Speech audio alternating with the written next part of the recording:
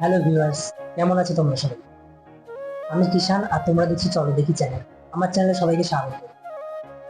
So thumbnail দেখে তো বুঝতেই পেরে গেছো যে ব্লগটা কি নিয়ে হতে চলেছে। আর আসল কথা বলে রাখি যে প্রতিটা মানুষের জীবনে একটা করে স্বপ্ন থাকে, একটা না অনেকটাই স্বপ্ন থাকে, অনেক কটা করে, কারো ছোট কারোর বড়। তো আমারও একটা স্বপ্ন ছিল যে আমি কেদারনাথ যাবো। তো মহাদেবের কৃপায় কেদারনাথ আমি গিয়েছিলাম, সেই স্বপ্নটা আমার পূরণ হয়েছে। আর তখন কোনো আমার ইউটিউব চ্যানেল ছিল না, তো সেই জন্য সেরকম ইউটিউবের মতো কোনো ব্লগ বা কিছু বানাইনি আমি। আর কিছু কিছু ভিডিও ক্লিপ আমি করে রেখেছিলাম সেই সময়। আর সেই সময় আহ, একটু কাজও করতাম, তো কোনো ভিডিও আমি আপলোড করার বা এডিট করার কোনো সময় পেতাম না। আর এখন আমার কাছে অনেক সময়, ডেলি কোনো না কোনো আপডেট তোমরা পাবে, ডেলি কিছু না কিছু আমি আপলোড করবো ইউটিউবে। আর আমি কোনো প্রফেশনাল ইউটিউবার নই, তো তোমরা একটু সাপোর্ট করো, পাশে থেকে এমন সাপোর্ট করো যেন ইউটিউব ক্র্যাশ হয়ে যায়। আর প্রথমে বলে রাখি যে আহ, আমি কেদারনাথে গিয়েছিলাম 2023-এ। আর ব্লগটা আমি আপলোড করব 2025-এ। একটু হাস্যকর বিষয় আছে, সে যাই হোক, দেখো, দেখে রিয়াক্ট করো, কিছু বলো কেমন হয়েছে, বা আমি একটু মোটিভেট হবো। আর নতুন নতুন ভিডিও আমি আপলোড করবো এবার থেকে, তো পাশে দেখো সবাই। চলো, আমরা টোটাল 11 জন বাড়ি থেকে উবের বুক করে চলে আসলাম হাওড়া স্টেশনে। আমাদের ট্রেন টাইম রাত 8:45।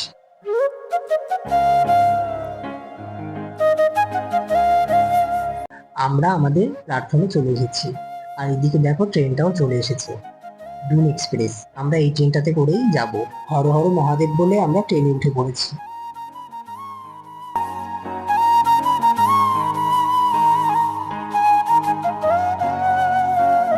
প্রকৃতির দৃশ্য দেখতে দেখতে আমরা চলে এসেছি কাশী।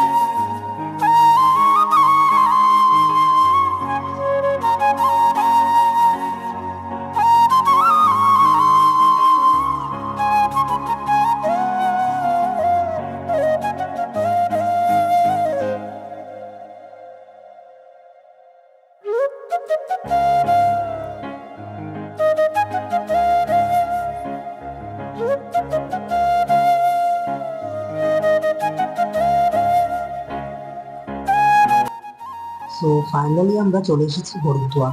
আমরা এখানেই নামবো।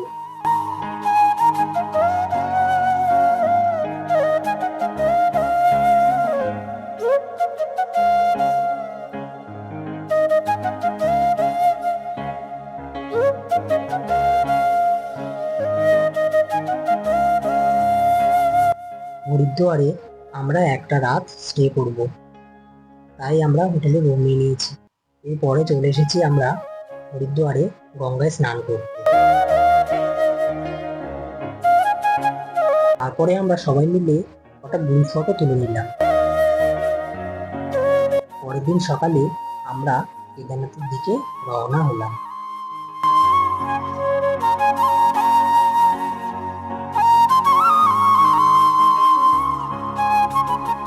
এখানকার পাহাড় পর্বত দেখেই মন প্রাণ সব জুড়িয়ে যায়।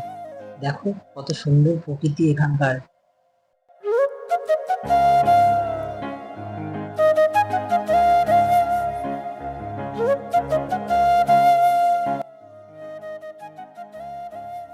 কিছুক্ষণ পর আমরা চলে আসলাম ধারী দেবী টেম্পল।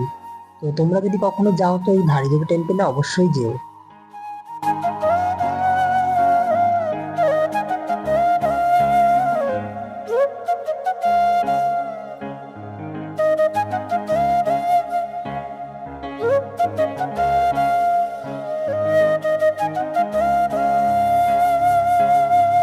তারপরে আমরা চলে আসলাম দেবপ্রয়াগ। যেটা ভাগীরথী আর অলকানন্দার সঙ্গম স্থল। এখান থেকেই গঙ্গার উৎপত্তি।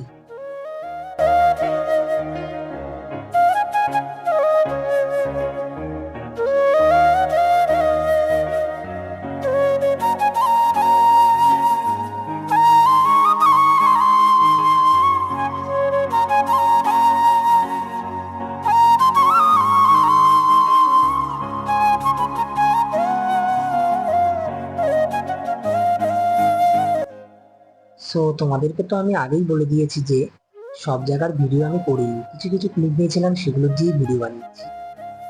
তো এই যে আমাদের টিম সবাই গাড়িতে উঠছে এখন, এরপরে আমরা চলে যাবো সোনপ্রয়াগের দিকে।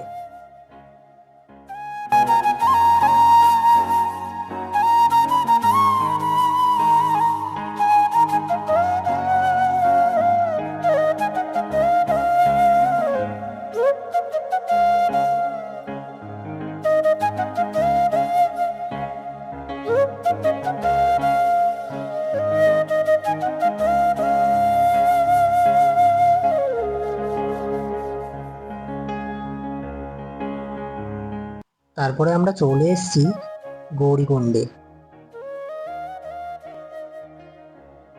এই হচ্ছে গৌরীকুণ্ড। এখানে নাকি স্নান করলে গায়ের ব্যথা সব দূর হয়ে যায়। ওখানটা জল সবসময় নাকি গরম থাকে।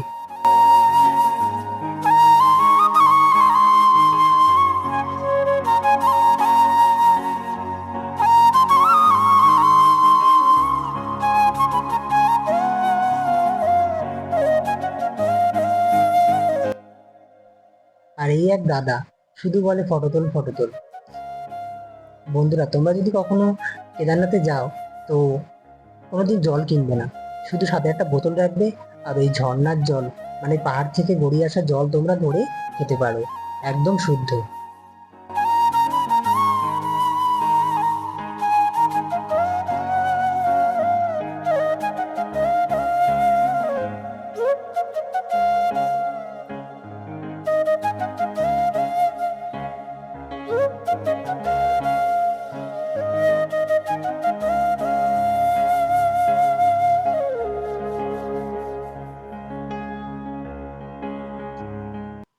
যারা যারা যাওনি কেদারনাথে, তো সবাই একবার যাওয়ার চেষ্টা করো। জীবনে কাজ তো অনেক করবে, টাকা তো অনেক ইনকাম করবে, কিন্তু একটু ঘুরে আসো কেদারনাথ থেকে।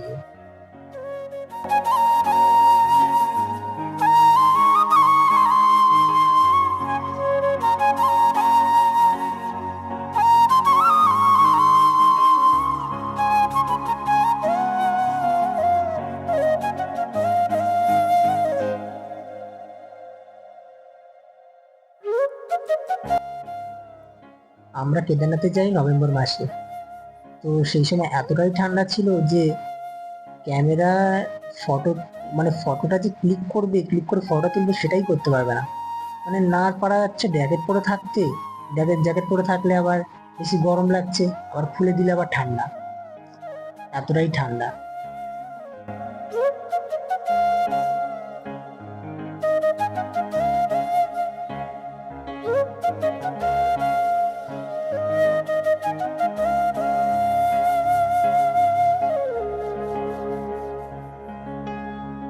সো আমরা ফাইনালি চলে এসেছি কেদারনাথের কাছাকাছি।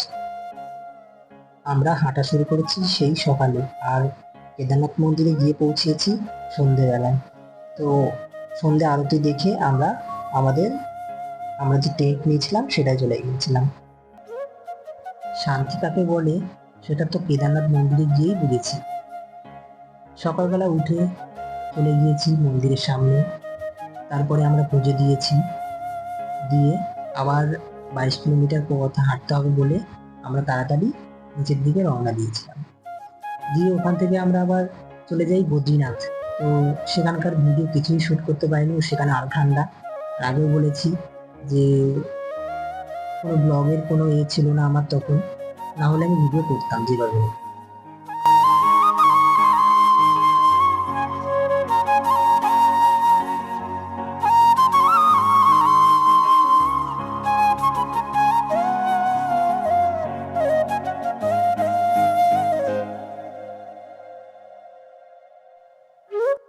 তো বন্ধুরা, কেমন লেগেছে ব্লগটা সবাই বলো।